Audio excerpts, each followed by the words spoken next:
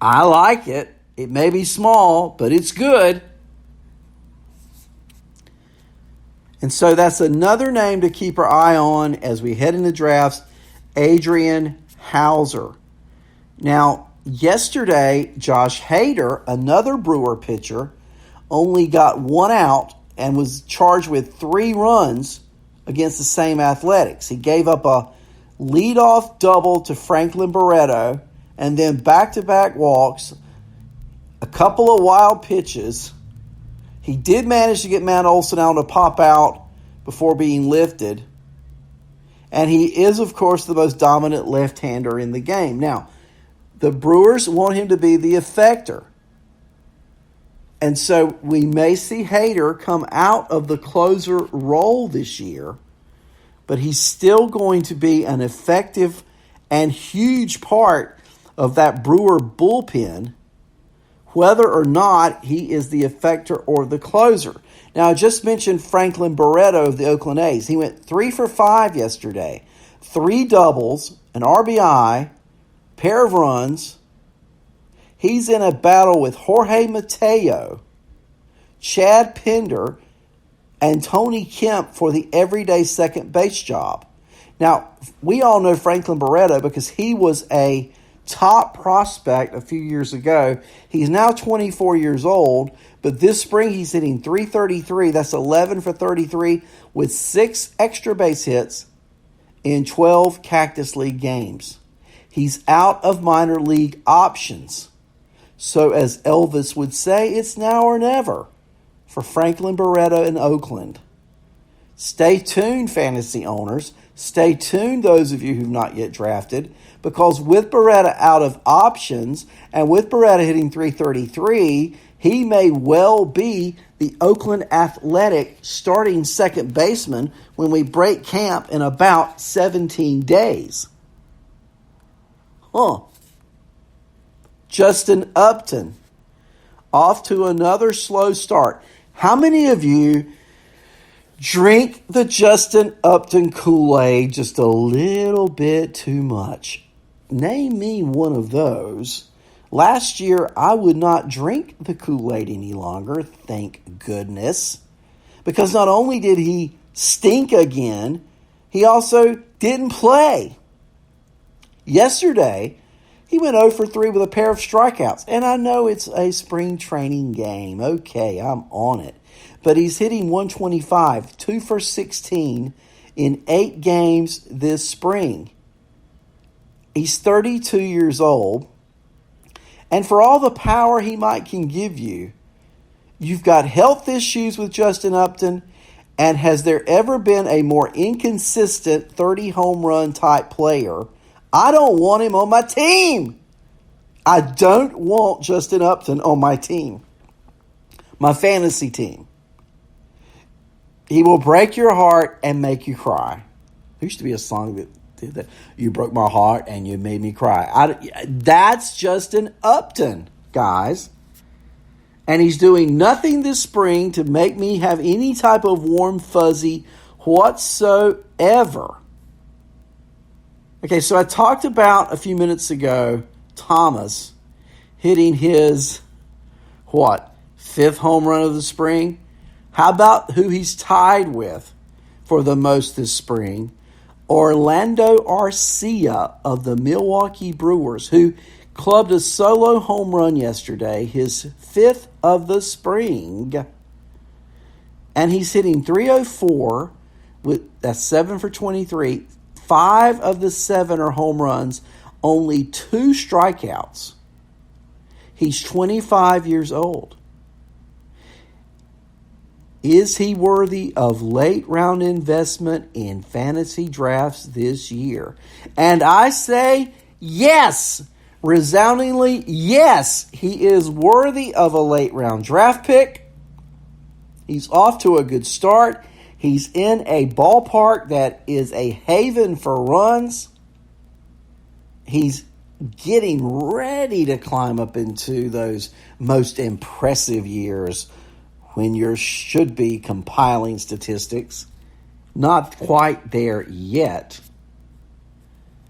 but certainly getting close. Trevor Bauer, Andrea's boy, 1 run over 4 innings on Sunday, 4 strikeouts. He's 29 years old and he's given up only 1 run over 9 innings this spring with 8 strikeouts and only 1 walk. Should he be a top 25 starting pitcher? You bet your bippy he should be. And if you don't draft him in your top 25 of pitchers, I think you are devaluing Trevor Bauer. I think he's up for a big year this year. Another pitcher up for a possibly big year, Justice Sheffield of the Seattle Mariners, who gave up 1 run on 3 hits over 3 innings on Sunday against the Giants. He had 5 strikeouts and no walks. The only run against him yesterday was a run off the bat of Evan Longoria in the 3rd inning. What a spring he has had. 12 strikeouts and no walks. He came over to the Yankees in the trade last year. He's 23 years old. He's going to start the year in the Mariners rotation. The strikeouts have always been there. It looks like he has conquered the demon of walking the parking lot full. So I think Sheffield is a post-150 draft pick this year as well. Look, I've given you 3 today, guys. I've given you 3 pitchers to go out and get late in drafts that I think can put you over the top in a fantasy league this year. Those 3 guys can be critical to your success in your fantasy leagues. So look for them late in drafts. Did you guys see what happened to Craig Kimbrell yesterday? And are any of you concerned after seeing what happened to Kimbrell on Sunday? He was charged with 2 runs. He only got 2 outs against the Diamondbacks. He gave up a leadoff double to Stephen Vogt and a 2-run homer to Jake Lamb in the 3rd inning. He did get a pair of strikeouts, but he was taken out of the game after giving up a 2-out single to John Jay. Craig Kimbrell's 31 years old, guys. Now, he's given up 2 homers in just 2 innings of work prior to Sunday. Then he gave up the 2-run homer to Jake Lamb. And I know he's had a great run of elite performances over the years, but remember last year, Kimbrell, playing with the Cubs, new team, new ballpark, struggled to keep the ball in the yard. And this year, he's struggling in the same exact way. Are you going to hold that against Craig Kimbrell when it comes time to drafting players in your fantasy drafts?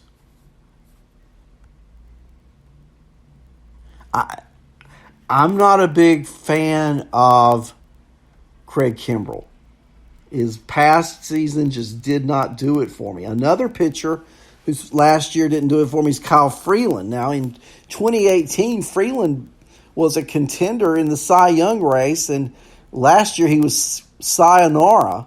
Sunday, Kyle Freeland struck out 4 batters over 3 innings against the Angels split squad. 2 hits, walked a pair of batters, gave up a solo homer to Bobby Bradley in the 2nd inning. That was the only score. He's 26 years old. Again, a horrendous 2019. And I think he should be avoided in fantasy formats. A lot of risk, but I do know what he did in 2018. And I have heard several hitters say that the baseball in 2020 is the ball they used in 2018. Well, Kyle Freeland says, bring them on back. You've lost that love and feeling. Bring them on back. Give me those baseballs. Give me the 2018 versions. If that's what he had on Sunday, he made it work. So what do you think about Kyle Freeland late in drafts? Like maybe the last pick of your draft. Because then if he doesn't do anything and you cut him, oh, well, I only lost my last pick. And I could pick somebody off waivers that might have been my last pick if it wasn't Kyle Freeland. And so why not take him dead last in your draft just to see if he might have some lightning in the bottle? And I'll close out today's show looking at a foreign player that we didn't get to follow in the minor leagues, Shogo Akiyama of the Cincinnati Reds, their center fielder. Yesterday, he went 2 for 3 with an RBI double and a run scored. He reached on an infield single, came around to score in that same third inning, and then got an RBI double to left in the fourth inning. Now, he is 31 years old, but this spring, he's hitting .346. That's 9 for 26 across 9 games. He is projected to bat leadoff for a Reds lineup that is stout. And is he a late-round investment post-pick 150? You better know he is. Shogo Akiyama. Put him on your board if he's not there already, because he's going to make some noise this year in fantasy. There are probably a lot of outfielders that you're drafting that Shogo will outperform. We just haven't seen him play yet in a major league game. So sure, there's risk involved. But there's risk involved in so many things. But today has been looking at players that can go late in rounds, and Shogo Akiyama is one of those. So, it's been great being with you on this Monday morning. And so I look forward to seeing you, well, not seeing you, but talking with you. How about that? Tomorrow on Arnie's Fantasy World of Sports. I want you to stay tuned. Our podcasters here on this network, we're the bomb, guys. I mean, we are the bomb. And I tell you what else. The people in the chat room, you guys are awesome. Without the chat room, we don't have this show or any of the shows on this network. And so I want to thank each and every one of you for being in the chat room today. Join us every morning. I mean, tune into Lenny at 9. Follow my show after that. Follow Aloha after that. Kevin Hastings. It's a morning of information every day of the week. So tune in to all of us, put it all together, and let's see what shakes. How about that? Have a great day, everybody. I'll see you on Tuesday.